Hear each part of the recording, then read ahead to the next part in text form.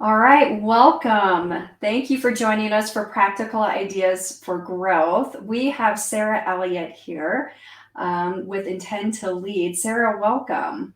Thank you, Sarah. I'm so happy to be here with you. Two Uh, Sarahs sharing the I screen. know it couldn't get any better than this, right?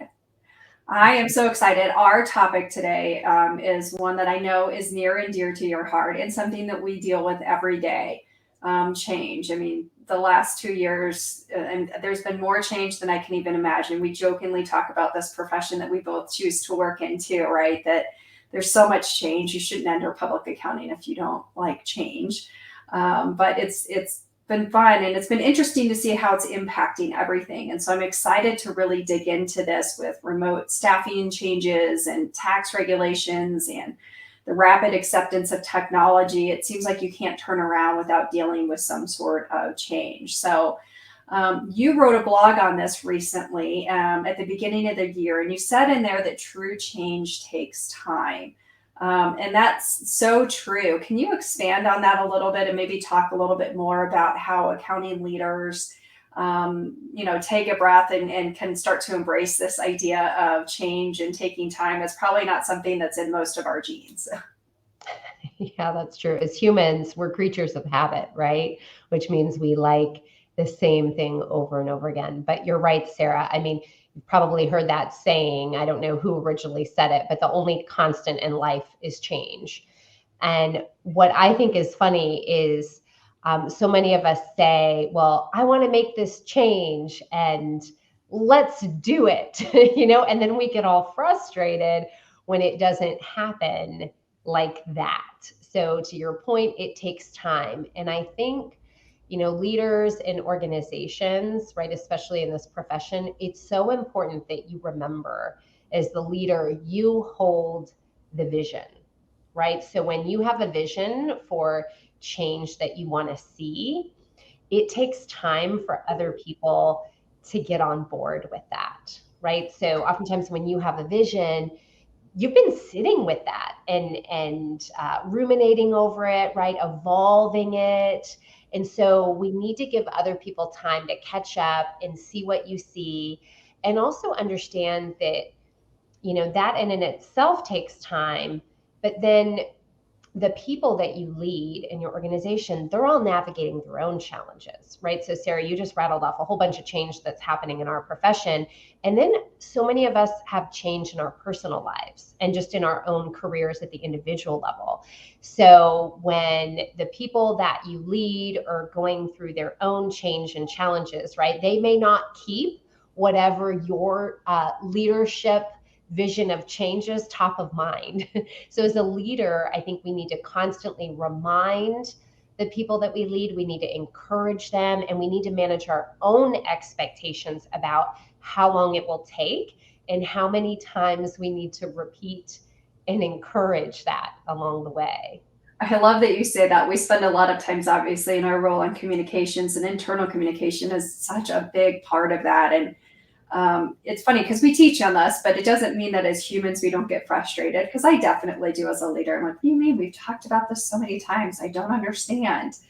But I turn around and in the next breath, I'm coaching another leader to say, well, we've only, we mentioned it at one meeting and, we sent an email communication, but that's not really enough touch points, right? I think we need to spend some more time reinforcing this. And we sort of skip over that part is the change process of how do we reinforce and what are the steps. I think not only is the vision sometimes hard for people to see, but I think it just takes people a while to grasp behavior change. You said it earlier. We're creatures of habits and all of that. What are some small steps to help create meaningful change that you're seeing leaders take that are having an impact or that can help with whatever the change is happening inside the organization?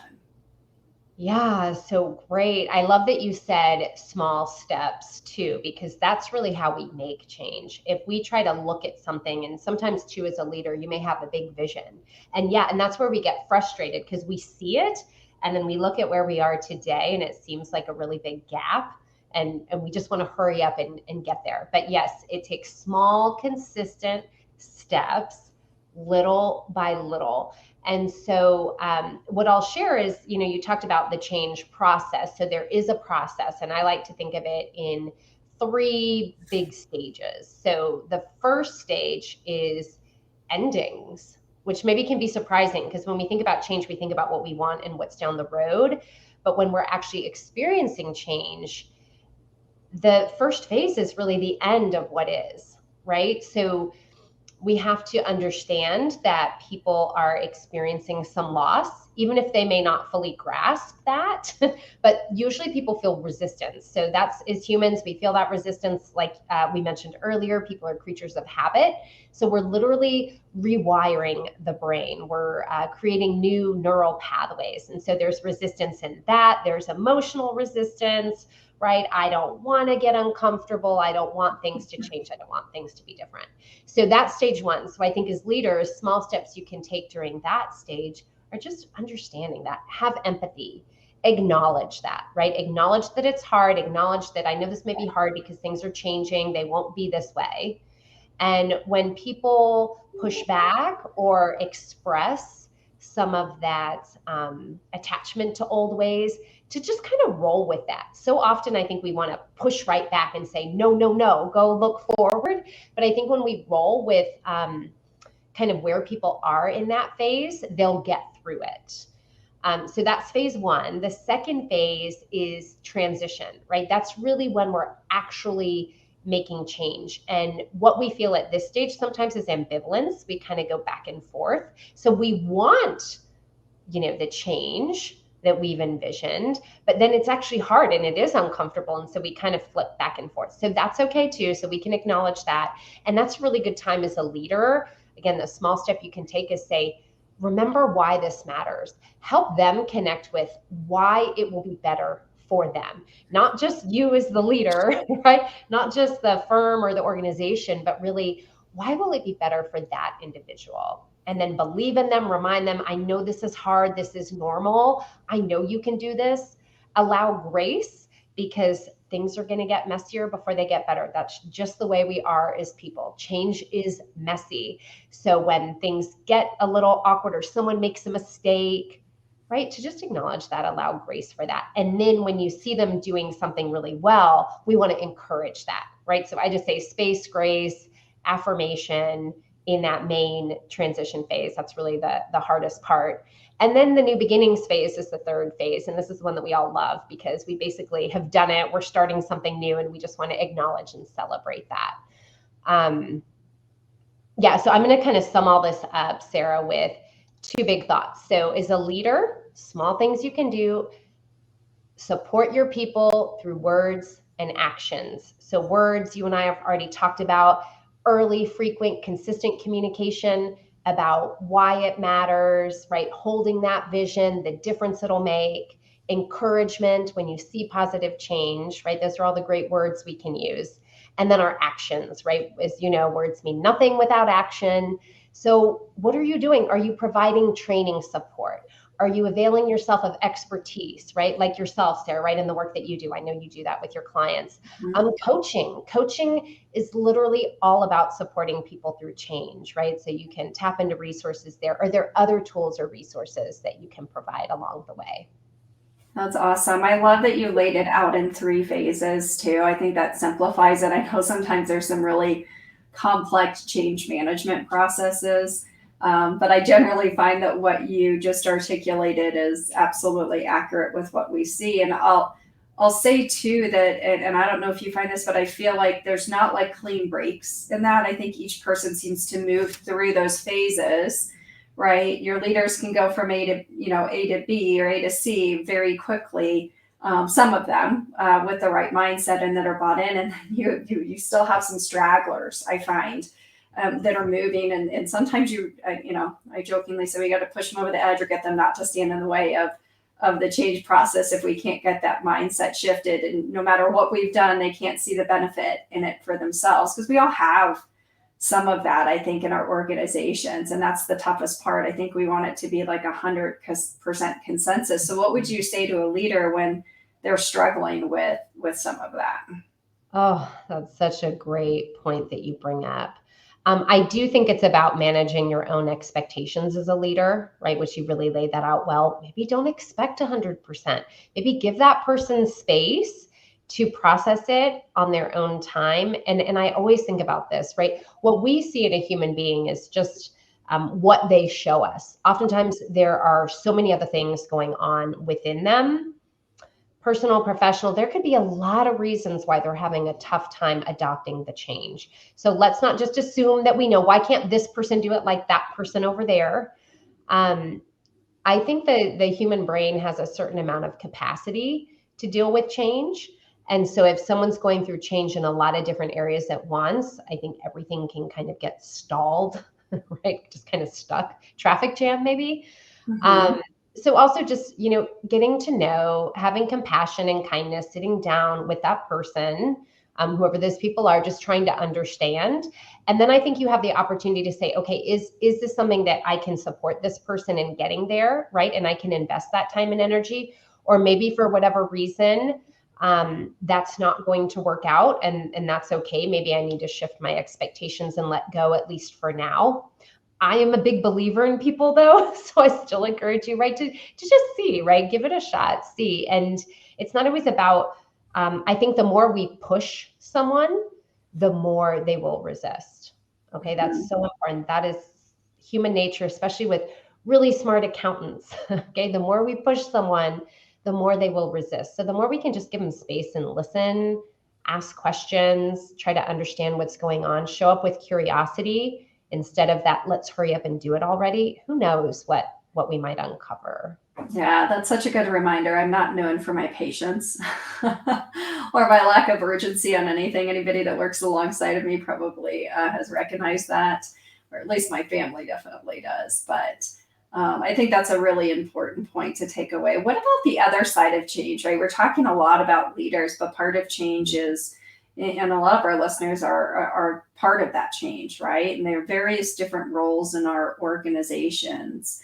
How can they better work to accept change? Because I think some of the reactions that you mentioned, these phases, are not conscious all the time. And I don't think I innately believe people are good as well. And I don't think people intentionally resist change. I think it's a natural reaction, but how can they be better about adopting change and maybe fighting some of those subconscious reactions they have?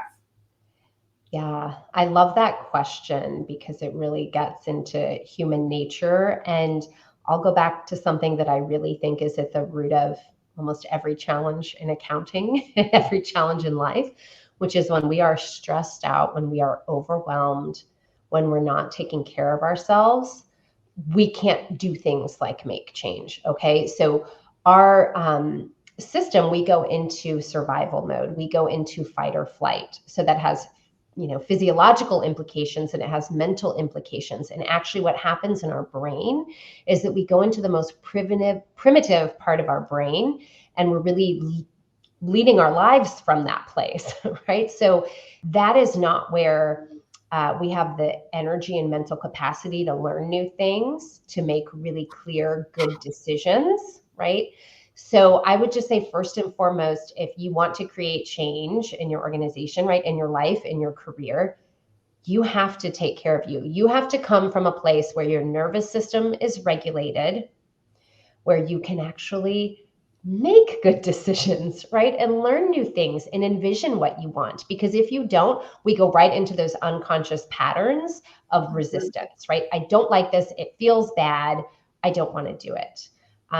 We could have a whole 3-hour discussion around how we could take better care of ourselves and regulate our nervous system.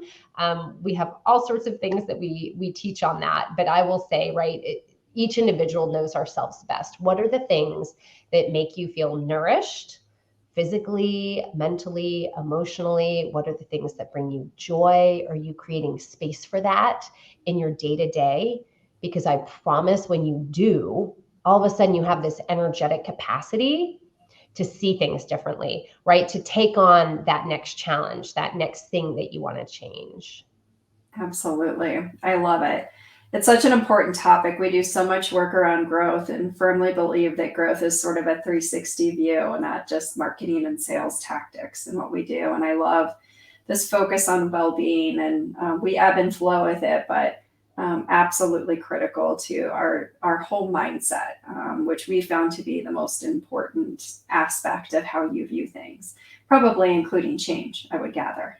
Yeah, I would say everything. I think of it in two really simple ways. There's a contraction mindset and way of being when we're under stress and we're overwhelmed, right? We want to shrink and go back. So we want to go back to ways of comfort, what we know. Mm-hmm. And then when we're in this place of well-being and strength, that's an expansion, right? So we can expand our mind, we can embrace new things, we actually feel better, we expand our energetic capacity. So we want to be in that place of expansion when we think about change. Awesome. Well, I love it. Sarah, any final words of wisdom for our listeners on change? You've given a lot of great tips and shared some great thoughts with them. Oh, I would say, we have opportunities to practice change every day, even moment to moment.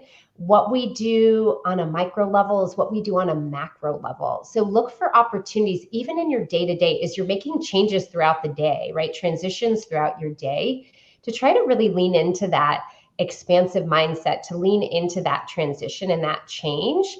And I think that builds a practice for doing that in all aspects, because it really starts up here. Oh, I love that. We talk about that a lot in our RPD coaching as well in training programs. So that is awesome. I think that's a really great piece of advice. And thank you all who listened. Hopefully this was super helpful and gives you a few things to think about. Thank you, Sarah, for having me. So much fun. Take care, everyone.